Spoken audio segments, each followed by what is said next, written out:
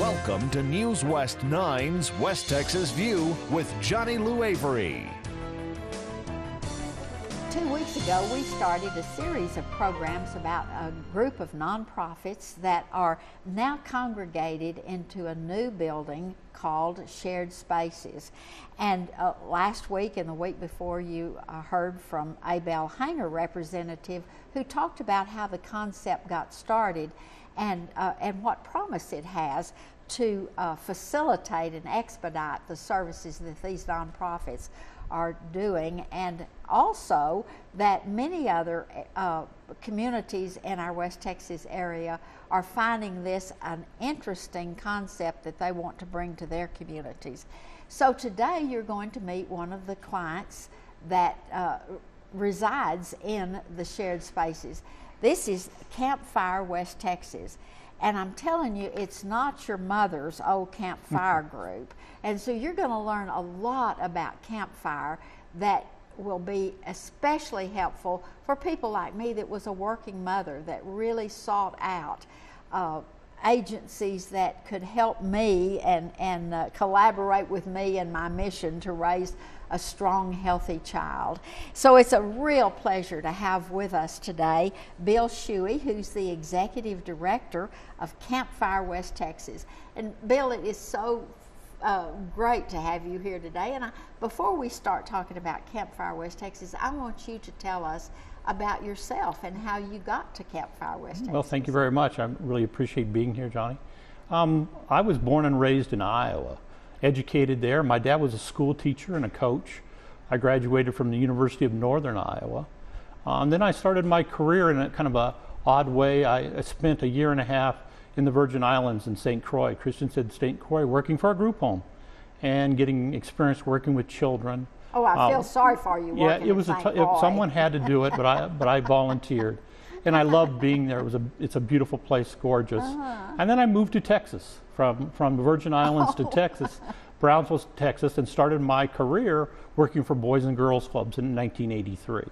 And from 1983 up until 2008, I worked for Boys and Girls Clubs all over the country, here in Midland, Odessa, Las Vegas, even in Helena, Montana. So a large swath of my life has been spent all over the country working for Boys and Girls Clubs. But back in 2008, I had an opportunity to come back to Midland, which is a place I love, and got to come back here and start my career with Campfire. And so since 2008, I've worked for Campfire. And the interesting thing about coming to Campfire is this is an agency that has evolved with the needs. And so tell us a little bit about the history. That's absolutely true. And most of you are going to know it by Campfire Girls. For almost 100 years, that's what it's really been known as. It was started in the 1890s and early 19th century by Mr. Gulick and his wife. It's because Boy Scouts were around. There was nothing for girls, and Girl Scouts had not yet come to the United States and formulated. But they wanted the kind of education and outdoor experiences for girls that boys were already having the opportunity for. So Mr. Gulick and his wife and his friends and family helped start Campfire Girls.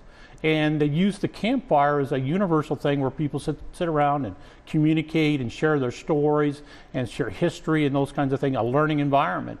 And so they started that. And in 1910, the Congress chartered Campfire as a national organization in 1910. For almost 80 years, it was basically Campfire Girls. But we started serving both girls and boys back in the 70s and 80s. And it became Campfire Boys and Girls, and several name changes since then.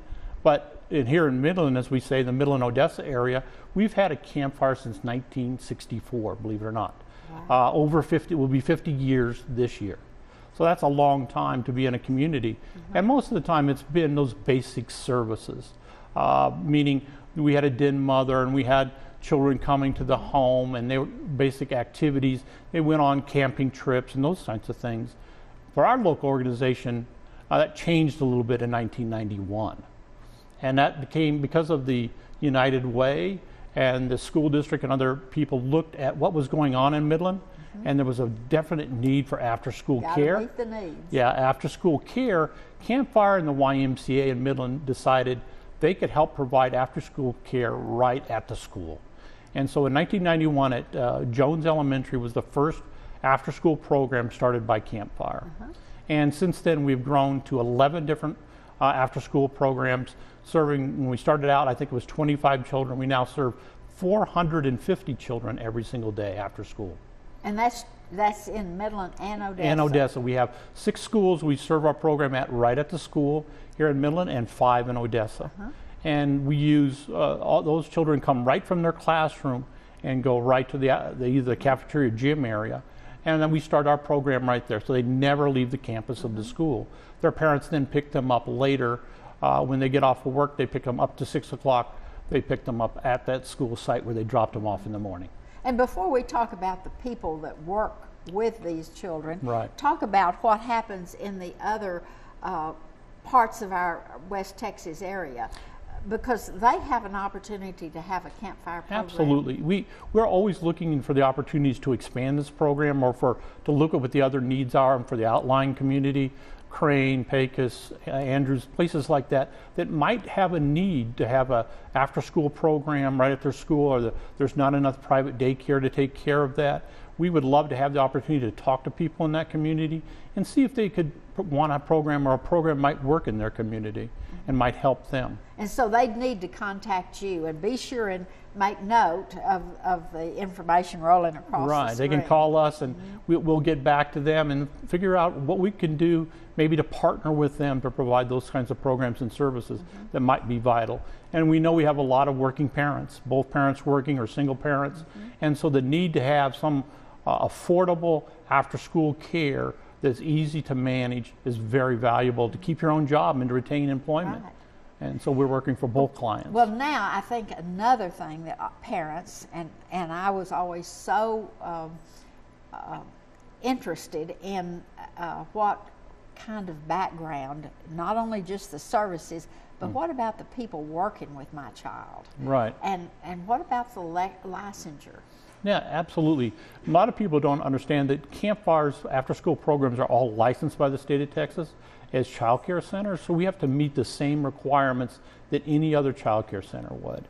And those requirements are both in space for the children. Is there enough space? That tells us how many children we can serve, how many restrooms are available. But also, anyone who works for us has to have a preliminary background check and an FBI check.